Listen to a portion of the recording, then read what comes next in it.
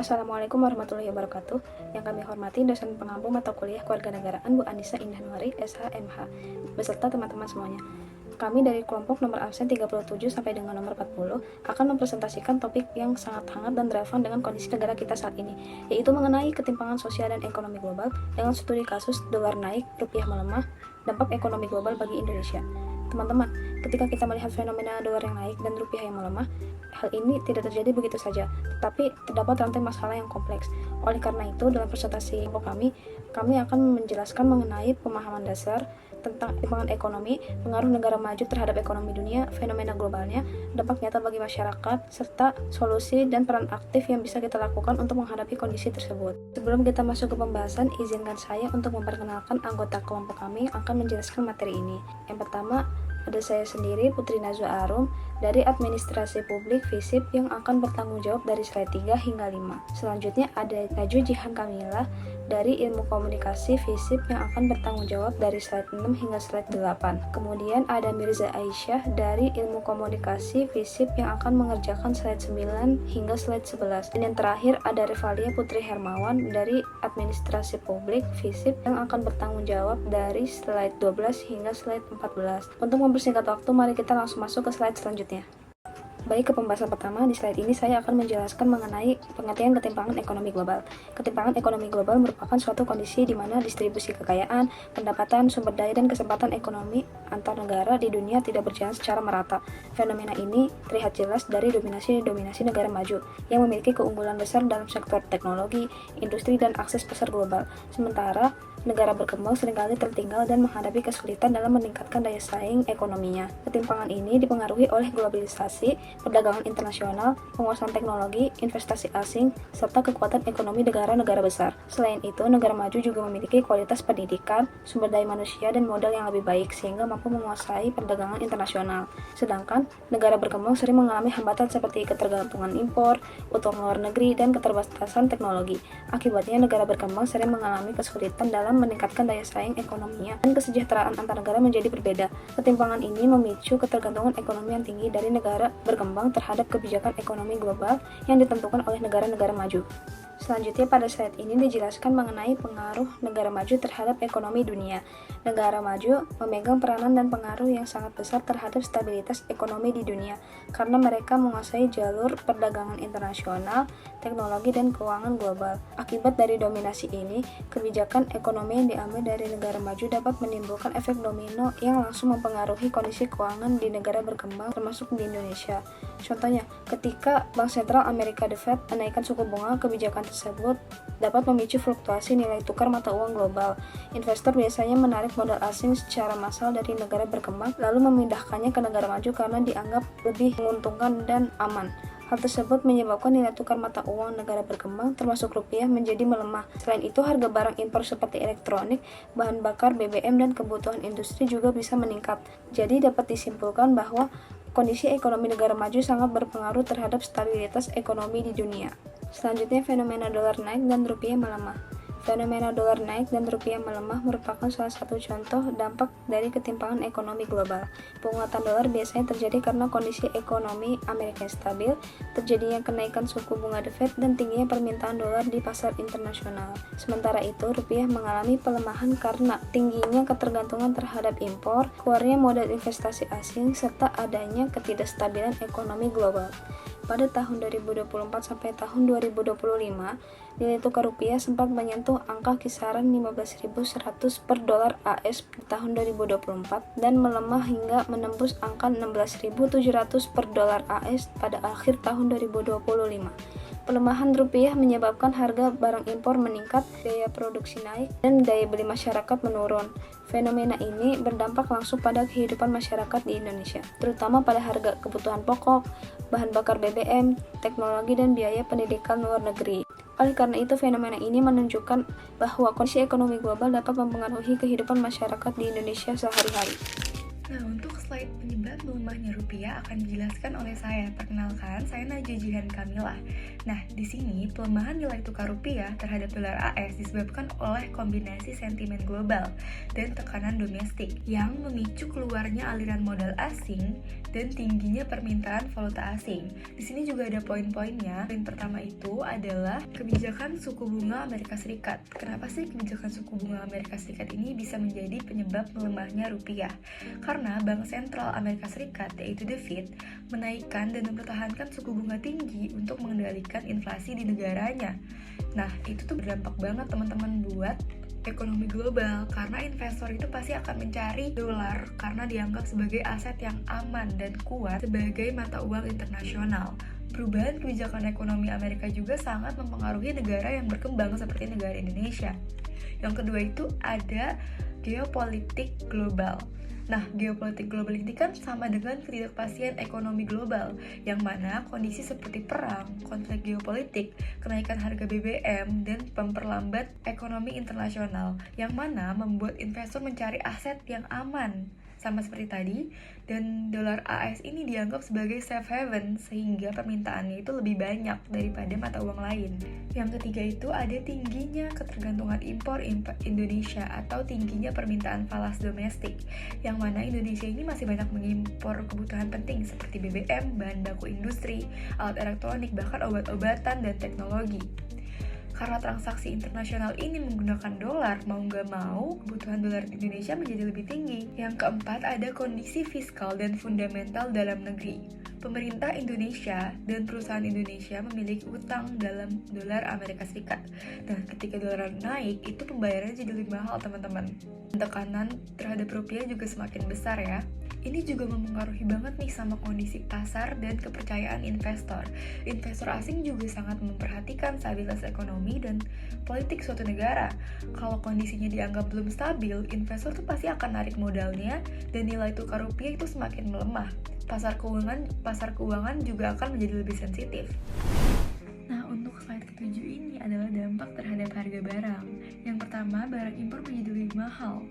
Nah, ini udah pasti ya teman-teman, karena barang impor kan dibayar dengan dolar, masuk ke Indonesia ditukar dengan rupiah yang lagi melemah. Sudah pasti rupiahnya harus lebih banyak daripada sebelumnya. Nah, di sini tuh barang-barang impor Indonesia tuh ternyata banyak loh teman-teman, kayak gadget, laptop, kendaraan, bahkan sampai bahan baku industri. Poin kedua juga bilang kalau harga kebutuhan sehari-hari bisa ikut naik. Kenapa sih harga kebutuhan sehari-hari bisa ikut naik? Yaitu teman-teman, karena biaya impor juga naik, jadi harga barang juga akan ikut naik. Yang ketiga itu biaya produksi dan industri lebih meningkat. Perusahaan itu pasti banyak yang menggunakan bahan impor ya teman-teman, jadi harus mengeluarkan biaya lebih besar untuk mendapatkan barang impor tersebut, sehingga harga produk bisa jadi dinaikkan atau keuntungan menurun, sedangkan perusahaan pasti tidak mau kalau keuntungannya menurun, jadi pastinya dia akan menaikkan harga produk, atau bisa juga dengan memberhentikan tenaga kerja untuk menekan modal. Yang keempat itu ada inflasi dan daya beli masyarakat menurun. Selanjutnya yang kelima, BBM atau bahan baku minyak dan energi bisa berdampak. Itu sudah pasti banget ya teman-teman, karena terjadi inflasi, bahan baku juga jadi lebih naik, semuanya naik teman-teman. Nah, lanjut ke slide berikutnya, yaitu slide 8 dengan judul dampak terhadap masyarakat Indonesia. Di sini kita bisa lihat kalau misalkan dampak terhadap masyarakat Indonesia itu mirip-mirip teman-teman sama dampak harga barang tadi, yang mana pertama kebutuhan barang naik. Kayak yang aku bilang tadi, barang di Indonesia itu bisa jadi masih diimpor dari luar negeri, jadi menggunakan dolar. Yang kedua, daya beli masyarakat menurun. Itu sudah pasti ya teman-teman, kalau harga naik pasti masyarakat menahan diri untuk membeli. Yang ketiga, biaya pendidikan dan perjalanan luar negeri meningkat. Itu sudah pasti banget ya teman-teman, karena perjalanan luar negeri bisa jadi menggunakan dolar untuk makan di sana, untuk menukar dari rupiah ke dolar, itu pasti lebih meningkat daripada yang sebelumnya. Terus usaha kecil dan UKM juga terdampak. Nah, ini poin yang sangat-sangat merugikan teman-teman, karena usaha kecil dan UKM itu bisa terdampak karena perusahaan besar itu kan menggunakan barang impor. Tadinya mereka tuh mencari barang impor supaya murah, dan usaha kecil kan pasti mereka beli barang dari usaha besar atau bahan bakunya itu dari perusahaan besar yang dijual di Indonesia, itu pasti bahan bakunya naik teman-teman. Sedangkan kita harus menekan modal tersebut, jadi udah pasti UKM dan usaha kecil itu terdampak ya teman-teman. Potensi kenaikan inflasi itu sudah pasti ada inflasi jika dolar naik, karena perlahan semua bahan baku akan naik, mengikuti harga dolar. Yang terakhir itu lapangan kerja bisa jadi terpengaruh. Lapangan kerja bisa jadi terpengaruh karena banyak perusahaan besar yang menekan modalnya untuk mempertahankan harga barang, namun mengurangi karyawan. Jadi bisa menyebabkan banyaknya pengangguran. Untuk slide selanjutnya, mungkin dilanjutkan dengan teman saya. Terima kasih. Selanjutnya ada dampak terhadap pendidikan dan teknologi. Jadi pada slide ini dijelaskan bahwa ketimpangan ekonomi global juga itu berdampak pada pendidikan dan teknologi. Nah, hal ini itu terjadi karena banyaknya kebutuhan pendidikan dan teknologi di Indonesia masih bergantung sama produk luar negeri yang proses transaksinya itu menggunakan dolar Amerika. Nah, dampak yang pertama di sini ada biaya kuliah luar negeri yang meningkat, dimana ketika dolarnya naik dan rupiah melemah, biaya kuliah di luar negeri menjadi lebih mahal karena pembayarannya itu menggunakan mata uang asing. Nah, selain itu juga ada teknologi impor yang lebih mahal, di mana perangkat elektronik seperti laptop, handphone, software, dan perangkat elektronik lainnya itu juga mengalami kenaikan.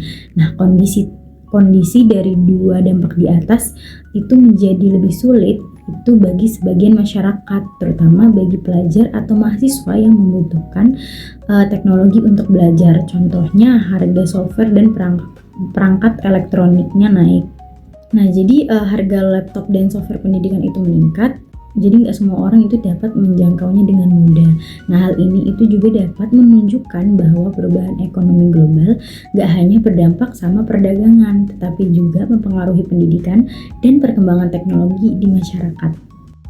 Kemudian di sini ada pengaruh terhadap utang dan ekonomi negara. Jadi di sini dijelaskan bahwa melemahnya rupiah itu tidak hanya berdampak pada masyarakat, tetapi juga dapat mempengaruhi kondisi ekonomi negara. Nah, yang dampak bagi negara yang pertama di sini yaitu utang luar negeri yang terus bertambah. Nah, Indonesia kan masih memiliki utang luar negeri yang sebagian besar masih menggunakan dolar Amerika. Jadi ketika dolarnya naik, maka jumlah pembayaran utangnya juga menjadi lebih besar dalam rupiah. Nah, akibatnya beban keuangan negara itu juga meningkat. Nah, yang kedua itu ada biaya impor juga menjadi lebih mahal. Misalnya untuk membeli bahan bakar, teknologi, alat kesehatan, dan kebutuhan industri dari luar negeri. Nah, hal ini juga dapat mengganggu stabilitas ekonomi negara karena pengeluarannya menjadi lebih besar. Nah, jadi di sini negara berkembang seperti Indonesia lebih rentan terhadap krisis global dibanding negara maju, karena negara berkembang masih memiliki ketergantungan terhadap impor, investasi asing, dan kondisi ekonomi internasional. Nah, selanjutnya di sini ada kaitannya dengan global citizenship, di mana di sini dijelaskan bahwa ketimpangan ekonomi global memiliki hubungan erat dengan konsep global citizenship dan atau kewarganegaraan global. Nah, hubungan dengan kewarganegaraan global di sini itu dunia saling terhubung secara ekonomi, dan masalah ekonomi global itu berdampak ke semua warga. Dan kemudian warga juga perlu memiliki kesadaran global. Nah, jadi kan saat ini tuh dunia saling terhubung secara ekonomi. Nah, perubahan ekonomi di satu negara itu dapat mempengaruhi negara lain, termasuk Indonesia. Contohnya, ketika dolar Amerika naik, maka harga barang impor di Indonesia juga ikut meningkat.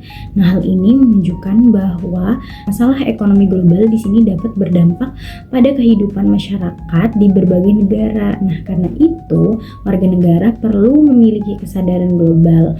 Artinya masyarakat juga harus memahami bahwa tindakan ekonomi yang dilakukan sehari-hari juga berkaitan dengan kondisi ekonomi dunia.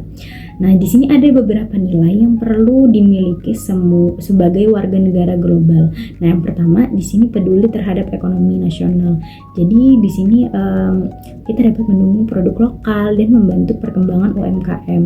Nah, yang kedua di sini bijak dalam konsumsi. Nah, yaitu membeli barang sesuai kebutuhan dan tidak berlebihan. Nah, yang ketiga, di sini melek informasi ekonomi agar tidak mudah percaya pada hoax atau informasi yang salah mengenai kondisi ekonomi.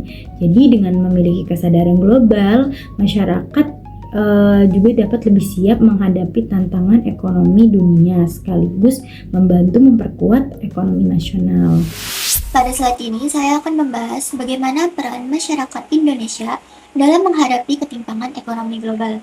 Yang pertama yaitu mendukung produk lokal. Masyarakat dapat membantu memperkuat perekonomian nasional dengan membeli dan menggunakan produk buatan Indonesia. Semakin banyak masyarakat mendukung produk lokal, semakin berkembang pula usaha dalam negeri. Hal ini dapat meningkatkan pendapatan pelaku usaha serta membuka lebih banyak lagi lapangan pekerjaan bagi masyarakat. Yang kedua yaitu memanfaatkan teknologi secara positif. Teknologi dapat dimanfaatkan untuk mendukung kegiatan ekonomi seperti berjualan online, promosi melalui media sosial, dan mencari peluang usaha baru. Selain membantu meningkatkan penghasilan, teknologi juga memudahkan masyarakat untuk memperoleh informasi, pendidikan, dan keterampilan yang dibutuhkan di era globalisasi ini. Yang ketiga yaitu mengurangi ketergantungan pada barang impor. Penggunaan barang impor secara berlebihan dapat membuat produk dalam negeri itu sulit berkembang. Oleh karena itu, masyarakat perlu lebih mengutamakan penggunaan produk lokal agar industri nasional semakin maju dan ekonomi negara menjadi lebih stabil. Yang keempat yaitu mengembangkan usaha kecil. Masyarakat dapat berperan dengan membuka atau mendukung usaha kecil dan menengah atau UMKM. Perkembangan usaha kecil ini dapat membantu meningkatkan pendapatan masyarakat, mengurangi pengangguran, dan memperkuat perekonomian suatu daerah. Dan yang terakhir, yaitu menjaga semangat gotong royong dan kepedulian sosial. Sikap gotong royong dan kepedulian sosial ini sangat penting dalam menghadapi kesulitan ekonomi. Masyarakat dapat saling membantu, mendukung usaha kecil di lingkungan sekitar, serta membantu kelompok yang mengalami kesulitan ekonomi sehingga kesejahteraan bersama dapat terjaga. Selanjutnya, saya akan membahas terkait solusi menghadapi ketimpangan ekonomi global. Yang pertama yaitu meningkatkan kualitas pendidikan. Pendidikan yang berkualitas dapat meningkatkan kemampuan dan daya saing masyarakat dalam menghadapi perkembangan ekonomi global. Dengan pendidikan dan keterampilan yang baik, masyarakat memiliki peluang kerja yang lebih luas dan mampu mengikuti perkembangan teknologi. Yang kedua yaitu mendukung perkembangan UMKM atau usaha mikro, kecil, dan menengah. Itu perlu didukung melalui bantuan modal, pelatihan, dan pemasaran. Dukungan tersebut dapat membantu UMKM berkembang, meningkatkan pendapatan masyarakat, serta membuka lebih banyak lapangan pekerjaan. Yang ketiga yaitu mengembangkan industri dalam negeri. Pengembangan industri nasional dapat mengurangi ketergantungan terhadap produk impor dan memperkuat perekonomian negara. Industri dalam negeri yang berkembang juga mampu meningkatkan produksi, pendapatan negara, dan kesempatan kerja bagi masyarakat. Yang keempat yaitu memperluas lapangan kerja. Pemerintah dan sektor usaha perlu menciptakan lebih banyak lapangan pekerjaan untuk mengurangi angka pengangguran. Dengan meningkatnya kesempatan kerja, kesejahteraan masyarakat dapat meningkat dan kesenjangan ekonomi dapat dikurangi. Dan yang terakhir yaitu memperkuat kerjasama internasional. Kerjasama dengan negara lain dalam bidang ekonomi, pendidikan, dan teknologi dapat membantu negara berkembang memperoleh peluang yang lebih baik. Melalui kerjasama internasional, suatu negara dapat meningkatkan perdagangan, investasi, dan perkembangan teknologi untuk mendukung pertumbuhan ekonomi nasional. Dari materi yang telah dibahas, dapat disimpulkan bahwa ketimpangan ekonomi global, khususnya fenomena naiknya dolar dan melemahnya rupiah, terjadi karena kekuatan ekonomi dunia tidak terbagi secara merata antara negara maju dan negara berkembang. Negara maju seperti Amerika Serikat memiliki pengaruh besar terhadap nilai mata uang negara lain, termasuk Indonesia. Dampaknya bagi kita cukup terasa dalam kehidupan sehari-hari, mulai dari harga barang kebutuhan yang naik, daya beli masyarakat yang menurun, biaya produksi yang meningkat, hingga sektor UMKM yang kesulitan bertahan, dan akses pendidikan luar negeri yang semakin mahal. Untuk menghadapi tantangan ini, masyarakat perlu berperan aktif, misalnya dengan mendukung dan membeli produk lokal, mengembangkan usaha kecil dan menengah, serta memanfaatkan teknologi secara produktif untuk membuka peluang ekonomi yang baru. Pada akhirnya, memahami dan peduli terhadap kondisi ekonomi global bukan hanya urusan pemerintah saja, tetapi juga menjadi tanggung jawab kita bersama sebagai warga negara, agar Indonesia bisa tetap kuat dan mampu bersaing di tengah tekanan ekonomi dunia yang terus berubah. Wah, gak kerasa ya teman-teman, kita sudah ada di akhir slide, yang mana slide penutup. Kalau begitu, kami dari kelompok 37